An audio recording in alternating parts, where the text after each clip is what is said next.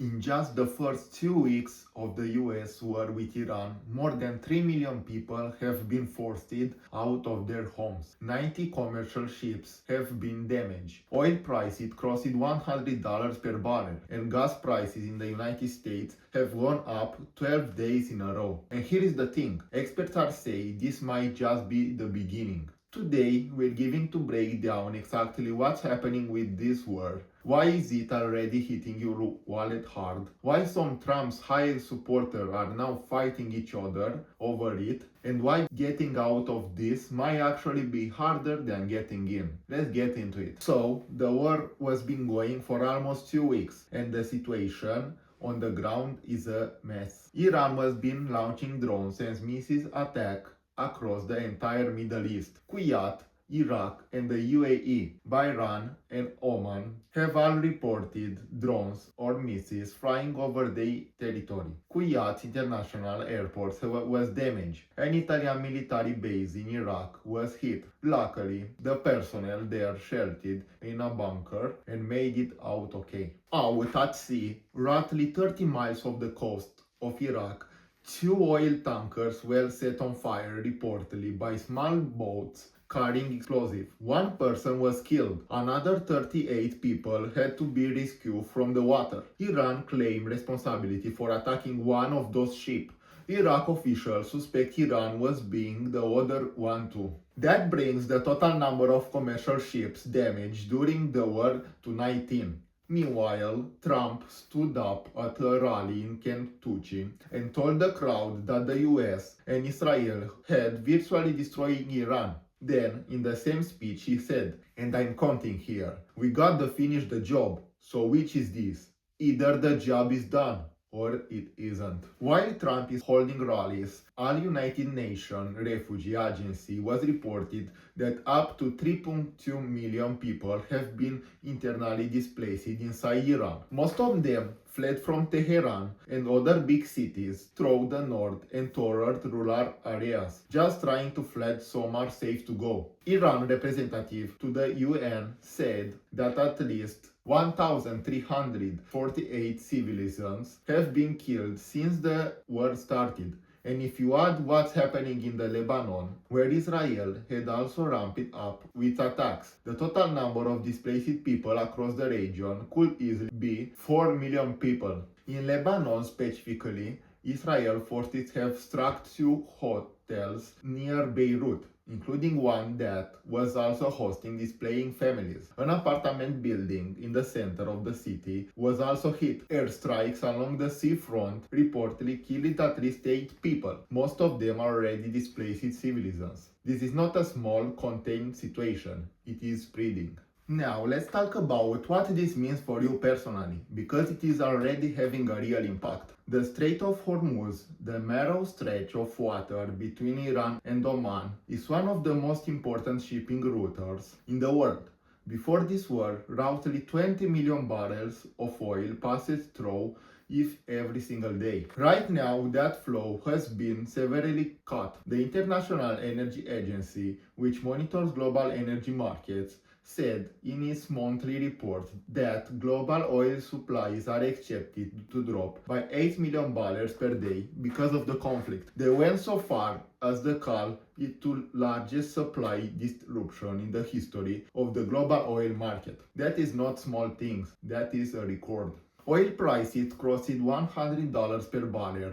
Gas prices in the United States have gone up for 12 straight days, and the national average is now sitting at around $3.60 per gallon. That's about 20% higher than when the war started. Diesel was gone up even more. Almost 30% is now close to $5 per gallon. And here is what makes it worse. Gas prices at the pump usually lag behind oil prices by a few days, meaning the crude oil price increase we are seeing right now might not even have slowed up fully at the pump yet. To try to bring prices down, 32 of the world's biggest economies agree to release 400 million barrels of oil from their emergency reserves, the largest release of this kind ever, and according to experts, it didn't calm the market. It actually did the opposite. because traders looked at that move and saw it's a signal that the situation is serious and that the Strait of Hormuz is not reopening anytime soon.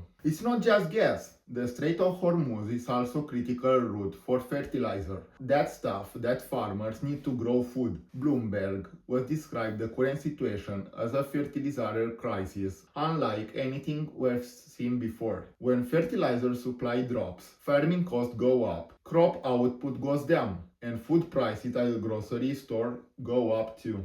On top of that, airport disruption across the region have passed about 1/50 of global air freight capacity. That affects shipment of medicine, electronics, and other goods. Experts say that the American businesses are getting hit from two directions at the same time. Many of them were already absorbing the cost of Trump's tariff. Now they have the added pressure of higher energy prices. Some of those businesses are already operating on tight margins, and some may not survive both. Throughout all of this, Trump was being all over the place.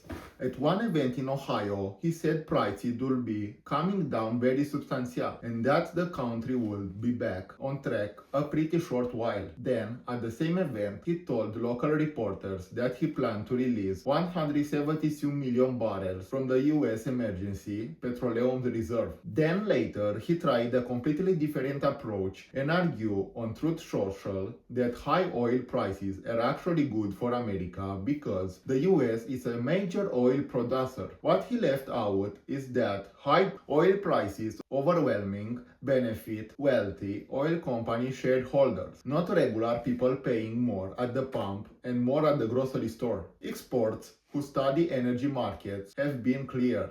Even if that war ended tomorrow, it could take months for the energy market to return to normal. Now, here is something worth paying attention to, because it's getting loud. Inside the conservative movement right now, there is a real split over the war. On one side, you have people like Ben Shapiro, who was defending the strikes. On the other side, you have Tucker Carlson and Megyn Kelly, who have both been publicly arguing that this is not Americans' war to fight.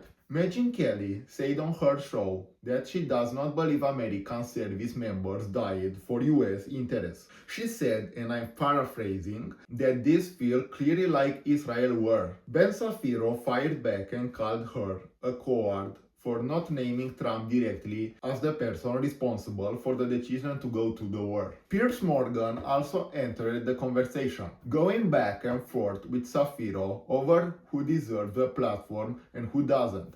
Shapiro said he stopped going on Morgan's show because of certain guests. Morgan responded that Shapiro only criticized people who disagree with him on Israel and called him a protagonist and called him a propagandist. What's interesting about the polling here is that before the war started, only about 40% of Republicans supported a hypothetical strike on Iran. Once Trump actually started it, their support jumped to 85%. So the public messaging is not one thing, but the actual voter behavior tells a different story. There is one more story tied into all of this that flew under the radar a little. The Pentagon recently banned press photographers from all future press briefings about the war. The reason, according to reporting, is that Defense Secretary Pete Higgins did not like how he looked in photos taken in March briefing. Those photos were published in Bloomberg, the AP, Getting Image, Reuters, and others. The National Press Photographers Association condemned it to move and called it for full access to be restored. A spokesperson for the New York Times said the photojournalist deserves credential to attend Pentagon briefings. Full stop. Press freedom groups said this sets a bad precedent, allowing government officials to decide which images themselves are acceptable is not how a free press is supposed to work. So can this war end, and what does that even look like? This is where it gets really complicated. US intelligence reportedly indicates that Iran leadership is still largely in place and is not close to collapsing. Iran's new supreme leader, who hasn't actually been seen in public since being appointed, which had raised some questions. Reportedly issues a statement growing to keep using the Strait of Hormuz as a weapon and threatening to open new fronts if the war continues. Analysts have pointed out that in the US pulls back now and leaves any part of the Iranian government intact, Iran will still control one of the world's most important oil choke points. That given then enormous leverage, and if the US wants to forcibly reopen the strait, that will likely require ground forces, which would mean more casualties and a serious risk of escalation. In other words, getting in was easy. Getting out in any way that leaves things stable is a much harder problem. And right now, there is no clear answer for how that ends. So that is where things stand right now. More than 3 million people displaced, record oil supply disruption, price going up at the pump and at the store, a split inside the conservative movement about whether this war even makes sense, and no clear timeline for when any of this stops. I genuinely like to know what you think about all of this. Do you think this war was worth starting? And do you think that's a realistic way out? Let me know in the comments below. If you found this breakdown useful, please hit subscribe. We cover political news like this every weekend. We'll see you in the next one.